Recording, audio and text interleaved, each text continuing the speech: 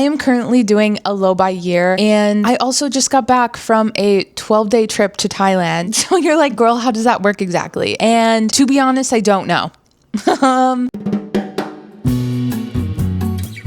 I want to be a conscious consumer. I want to have a low buy year this year. But at the same time, I still want to travel the world while I'm young. I mean, finances allowing. Okay, girl, I don't got it like that. So here are a few things I did or thought about while traveling outside of the country and simultaneously doing a low buy year. So starting off, I cannot lie to you, not over consuming is so incredibly difficult, especially when you're in a country like Thailand where USD is stronger. So it's like hard to not be like, oh my God, in US dollars, this is only blah, blah, blah. You can really get carried away with that. So that was something that I was constantly thinking of like, okay, girl, chill. It's difficult to not be like, I want this, I want this. Good to keep in mind that just because it's cheap, it doesn't mean I have to buy it. I got away with buying no makeup, which was crazy. There were times where I was like, oh, but this little lip gloss, and I would smack my own hand away. And I'm like, no, my goal is no makeup this year. One thing I did to help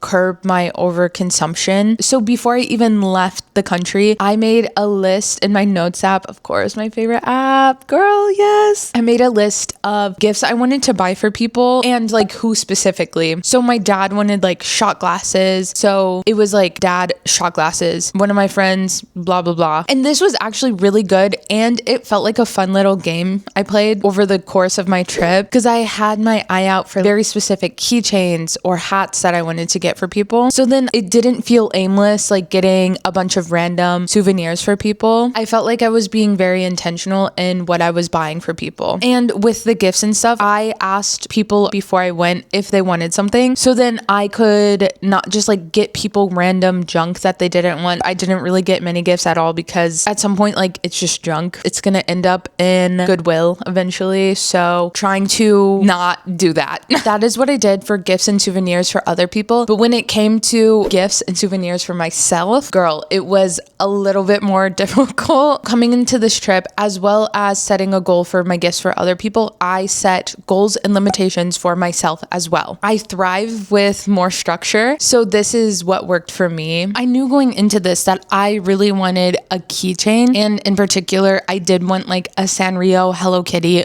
girl, whatever I could get my hands on. And my goal this whole year was to not buy any keychains, but this is a ginormous exception. It's a rule change that I was like, girl, this is fine because not every day do you get to go to Thailand. But my thing was I can only get one. I did, but I will say that I was very intentional about my purchase. And I like took my time and I waited till I found one that I really liked. And girl, it is actually a phone keychain. I will show you because it's just so effing cute. It's like one of the ones that goes in the case. It is actually from 7-Eleven. It is Hello Kitty and a Butter Bear collab, which I don't know who Butter Bear is, but Butter Bear was on a lot of like Lay's chips. And girl, I am beyond happy with my purchase. I just love it. It feels very special because I got it at 7-Eleven because we went at least once a day. And so that was like honestly one of my biggest wins coming out of this is that I only got one keychain for myself. Well, okay, I did get a pack of handmade keychains. These are little elephants. They are so cute. And these are also my gifts for everyone else. So it came in a pack of 5. I'm keeping 2, one for me, one for my boyfriend, and then 3 of them are gifts for other people. So I guess technically I did get 2 keychains, but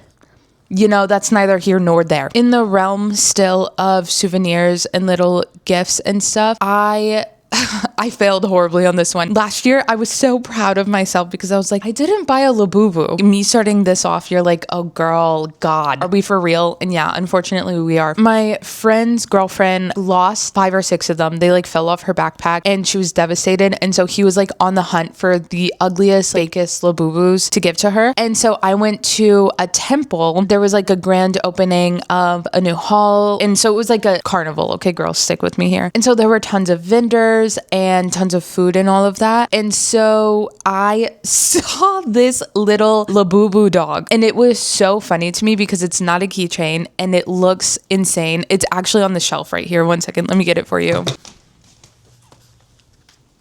It does take 2 AA batteries. Its face turns red and it dances. I left the batteries in Thailand because I was scared for what was going to happen with this on the plane. Anywho, I got this for my friend's girlfriend, and then when I was like holding it, I became so attached to it, and I was like, oh my god, like this is so cute.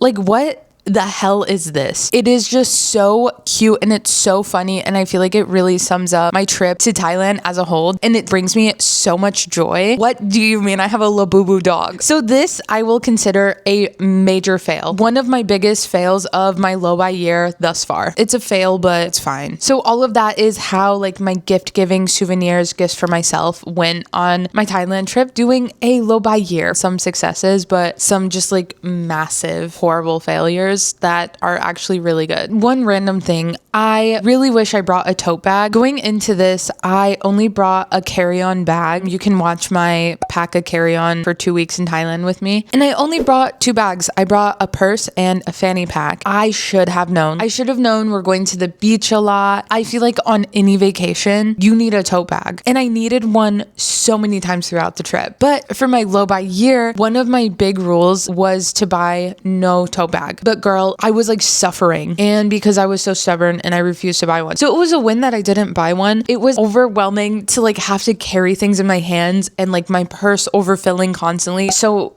girl, bring a tote bag. If you even think maybe you'll use it, you should bring a tote bag so that you don't have to buy one. They had so many cute tote bags, and I think it would be a perfect souvenir, but for me it just was not in the cards, and I'm glad that I kept it that way. Another reason that I did not want to overconsume is because I would rather spend my money on excursions or experiences instead of material goods. In my mind, it was like this money will go towards a boat ride, a water taxi, trying a new fun food, because here's the thing, like you're out of the country, you're probably not going to cook your own meals. Maybe you could, but in Thailand especially, everything is so inexpensive that it doesn't make sense to make your own food. So that was something I tried to keep in mind. Do I want a tote bag, or do I want to go on a fun little excursion? Even though in theory I could do both, but to me, I could not give myself the option of doing both. It was like this or this. So that did help me a lot. And with that being said, I did not count experiences as spending money, I guess. Obviously it was spending money, but it wasn't buying a Labubu dog or buying keychains. It was something entirely separate, and if it was something I wanted to do, I did it. Like we did ATV rides, a boat across a dam, this, that, and the other. But for me, that is money well spent, because I get to spend time with my friends and my boyfriends and experience new things. That is what traveling is all about. Or for instance, we dressed up in like traditional Thai clothes and went to a temple. That is for the fun, for the experience, for the culture. We didn't have to do that, but to go out of your way and have these new experiences is really good, and it was really fun. I basically just did whatever I wanted, regardless of my low buy, because it was an experience. Besides all of that, I understand that there's not much that you can do when traveling outside of the country. Like you have to buy things, and it's good to buy things. Like you should try new food, you should try new desserts, you should experience a culture and have new experiences in general. But I think at the base of all of these things is to just be intentional with what you're buying, what you're spending, and just be present, okay, girl? Because it's such a privilege to be able to travel, and to even do a low buy is a privilege, and I understand that. Yeah, here are just some of my tips, tricks, and failures. Follow along if you want to see how my low buy year goes. I'm scared.